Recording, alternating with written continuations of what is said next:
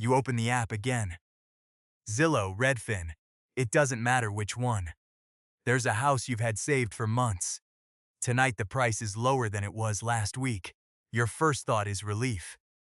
Finally, right? But then you check the mortgage rate calculator, and the monthly payment barely moved. Something doesn't add up. If prices are falling, why does buying a home still feel exactly as impossible as it did a year ago? Here's the truth. Nobody in your group chat is saying out loud, the housing market didn't crash. It froze. And a freeze is a completely different kind of broken than a crash. Let's start with what actually happened. Because the headlines have been contradicting each other for months. Fannie Mae's June 2026 housing forecast put the average 30-year fixed mortgage rate at roughly 6.4% for the rest of the year, with some lenders quoting closer to 6.75. The National Association of Realtors reported that sales of existing homes fell 2.4% in a single month. And Realtor.com's 2026 Outlook predicted something that sounds almost hopeful. The median monthly housing payment, the actual number that lands on a buyer's bank statement, is expected to be around $2,100 this year, lower than 2025, the first year-over-year decline since 2020. So payments are dropping. Prices are barely moving, up just over 1% for the year, the slowest pace in almost a decade.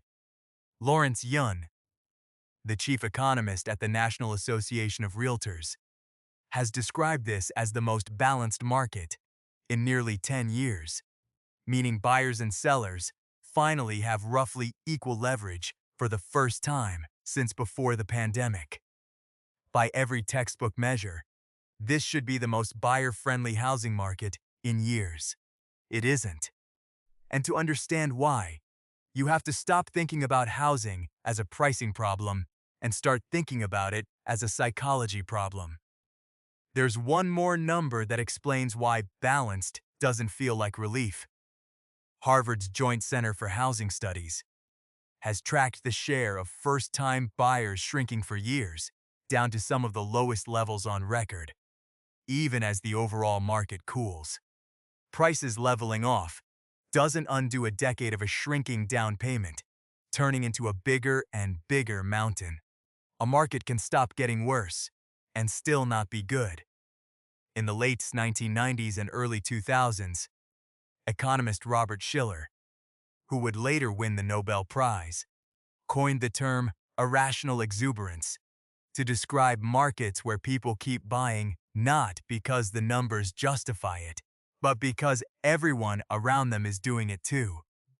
Shiller's Case-Shiller Home Price Index became the standard way to track exactly this kind of behavior in real estate. His research showed that housing markets don't move on spreadsheets. They move on emotion, on fear, on what your neighbor just did. Right now, the emotion driving this market isn't excitement. It's fear. CNN's Fear and Greed Index, a tool that measures investor psychology across markets, sat in fear territory through most of the summer of 2026, brushing up against extreme fear. That matters because fear doesn't just affect stock traders. It affects the family down the street, deciding whether to list their house. The 20-something deciding whether now is finally the time to make an offer.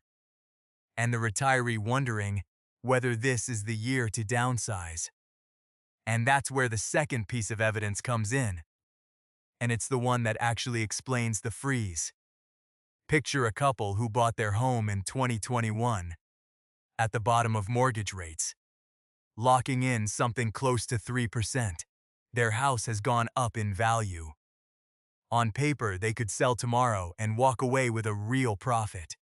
They've talked about it. Bigger yard, better school district, an office they don't have to share. But here's the math that stops them cold. Say they want to trade up to a $500,000 house, borrowing $400,000 after their down payment. At their old 3% rate, that loan would cost them around $1,690 a month in principal and interest. At today's 6.75%, the same loan costs around $20,600 a month. That's roughly $900 more every month for a house that isn't even nicer than what they'd be giving up leverage on. So instead of moving, they stay. They renovate the kitchen instead. They add a shed instead of an office. Multiply that couple by millions of households across country, and you get a housing market where almost nobody wants to sell, because selling means giving up a mortgage rate they'll never see again. Economists at the Federal Housing Finance Agency actually measured this. Their 2024 research on what they call the lock-in effect found that between mid-2022 and mid-2024, this exact behavior prevented roughly 1.7 million home sales that would have otherwise happened and pushed prices up by an estimated 7%, simply because so few homes were available to compete for. That's not a vibe. That's 1.7 million transactions that never happened, sitting on top of a market people keep calling frozen. This is where Richard Thaler's work becomes useful. Thaler, another Nobel-winning economist, spent decades studying something called status quo bias, the tendency for people to stick with their current situation, even when a rational calculation says they'd benefit from changing.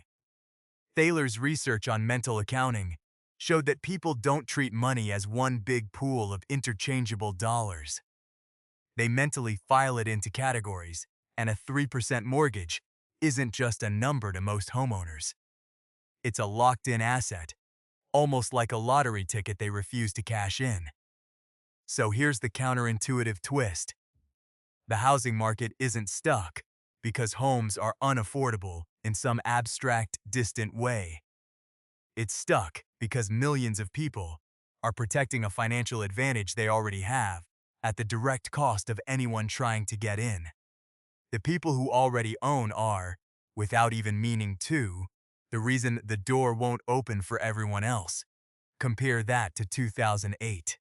That crash was about too much supply, too much bad debt handed out to people who couldn't repay it, and prices collapsing all at once as foreclosures flooded the market. Millions of homes changed hands, just violently and all at once. This is close to the opposite. It's too little supply, held in place by fear and by rational self-interest, with prices barely moving because almost nothing is for sale.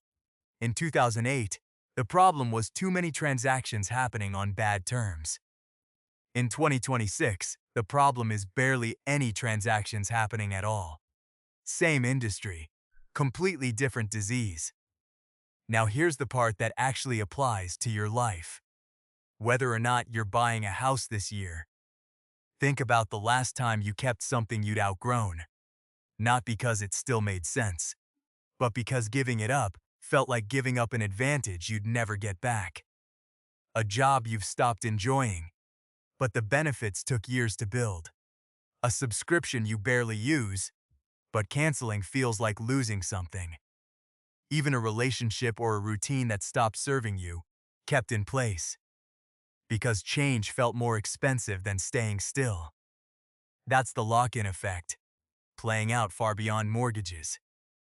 Loss aversion, the idea Kahneman and Tversky proved decades ago. That losing something hurts roughly twice as much as gaining the equivalent feels good. Doesn't check whether the thing you're afraid to lose is actually still working for you. Here's a smaller, everyday version of the same math. You've probably kept money sitting in a savings account, earning almost nothing, telling yourself you'll move it into something better once things settle down. Meanwhile, a checking account fee, a subscription tier, or a phone plan quietly locked in years ago keeps renewing without a second look. None of these decisions are irrational on their own.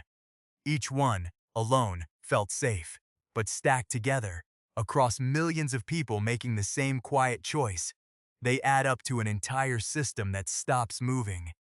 That is exactly what happened to housing. Not one bad decision, millions of understandable ones. The housing market right now is a giant, visible version of a decision you're probably making quietly in your own finances.